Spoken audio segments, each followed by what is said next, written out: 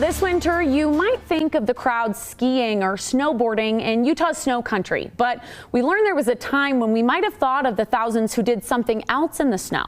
Ice skating. From statehood to recent times, Utah had dozens of well-groomed ice ponds for skating. The biggest in Salt Lake City was the Liberty Park pond.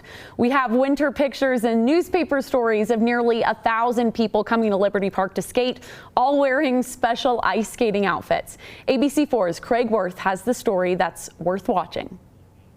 This was Salt Lake City's Liberty Park, the way it pretty much looked on any January weekend. It was when cities flooded parks and young folks couldn't wait to put on their skates. In 1909, the newspaper said 300 rushed to Liberty Park for the December season opening. The ballpark was also made into a rink. 13th South in Maine was a rink. State and Third was made into a rink as skating was called a popular diversion. Yes, it was when everyone's hometown park became a rink.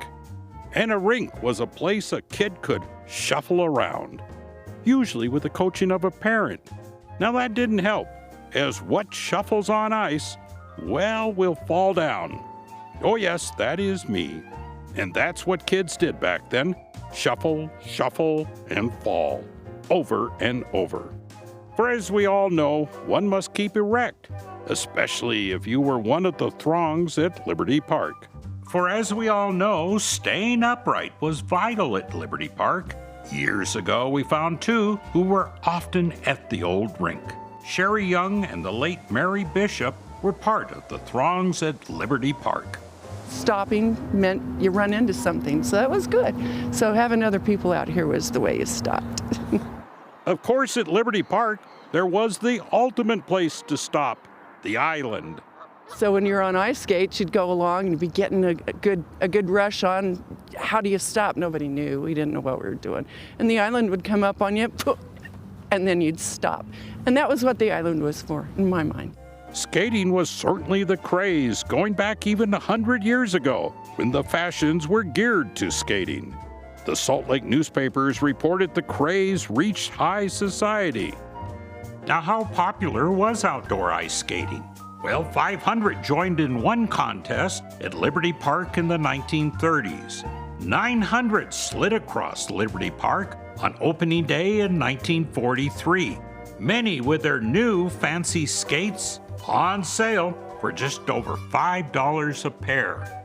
Yes, even in the 1950s, you could get skates for $3.99, and that was a lot cheaper than buying skis for a little over $22 complete with bindings. The popularity? Well, this just gave parents something to worry about. In 1921, all wondered, have skate athletes gone the limit with amazing acrobatic feats demanded by the newest craze in ice skating? Oh my, the spread eagle, how dangerous. Or in my case, the 3-inch shuffle, shuffle, shuffle. Kids never understand why parents worried. We never drowned, number one. I mean, it's 2 feet of water. And so we never drowned. We never sprained our ankles. We never hurt our knees. You know, if we did, we didn't complain about it. You just got back out and did it some more. Of course, in Liberty Park, Mary Bishop said it wasn't the ice or even the thin ice that got Mom worried. My mother was always concerned when I went, and I cannot figure out why, because there wasn't much water. I mean, really, there wasn't much. The only thing I can figure out is she was worried I'd fall in and get salmonella. That's the only thing I can figure out. There were no helmets, no pads. There was just something that made all of us kids from the 50s somehow make it into the 60s. Yeah, when you did get hurt, it was even news for the paper.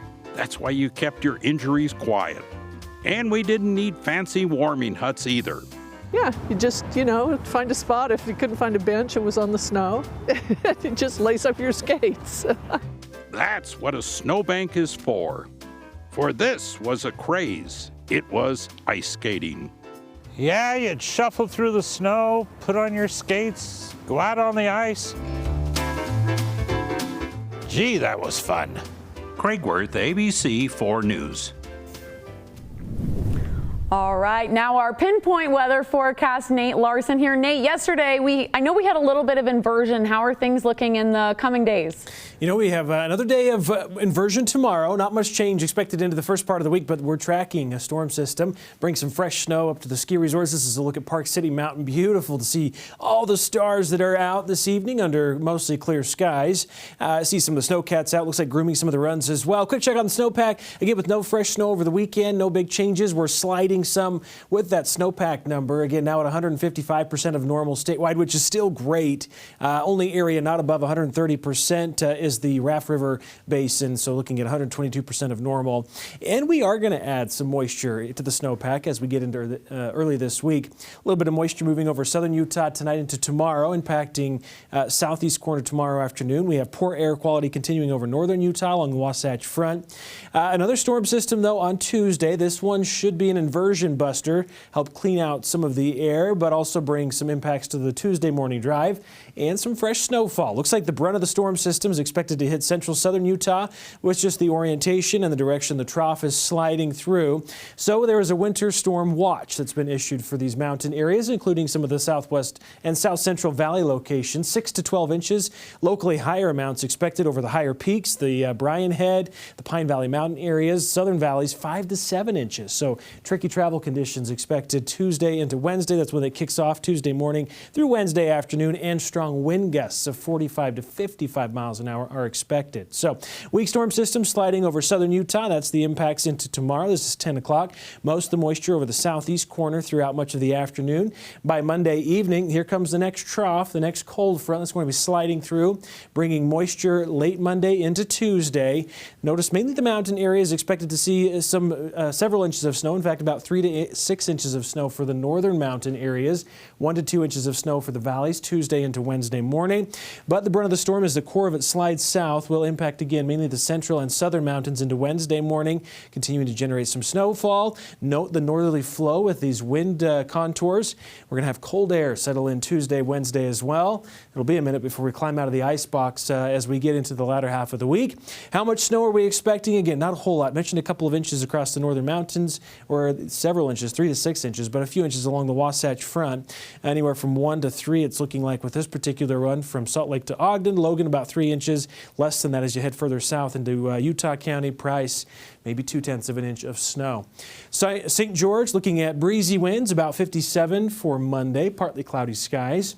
On Tuesday, plan on some more rain snow showers as we're looking at temperatures near 35 into Tuesday morning. I think most of the moisture will arrive Tuesday afternoon. Down south for Valentine's Day, it'll be breezy. Windy conditions on Wednesday, 42 for the high. So temperatures do drop a good 15 degrees or so across the state into middle of the week. Mostly sunshine Thursday, breezy winds 50 on Friday.